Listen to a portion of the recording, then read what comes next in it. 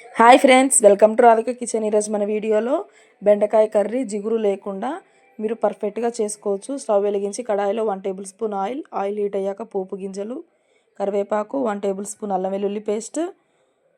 ఇక్కడ నేను 2 onions cut చేసి వేసుకున్నాను.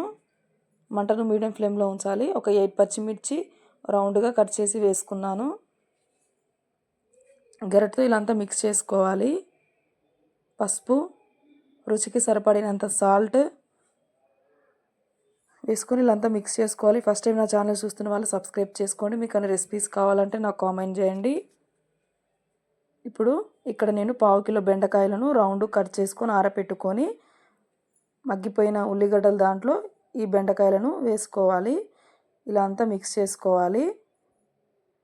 ఇక్కడ నేను జిగురు అనేది ఉండకుండా ఉండడం కోసం 3-4 డ్రాప్స్ లెమన్ రసాన్ని వేసుకున్నాను. మూత పెట్టుకొని ఈ బెండకాయలను ఉడికించుకోవాలి. ఇంకోండి, ఒక 2 మినిట్స్లో ఉడికిపోయింది. ఎల్లిపాయ వేసుకోవాలి. కచ్చా పచ్చగా దంచుకొని కొత్తిమీర వేసి గార్నిష్ చేసుకొని బెండకాయ కర్రీ రెడీ అయిపోయింది. నచ్చితే లైక్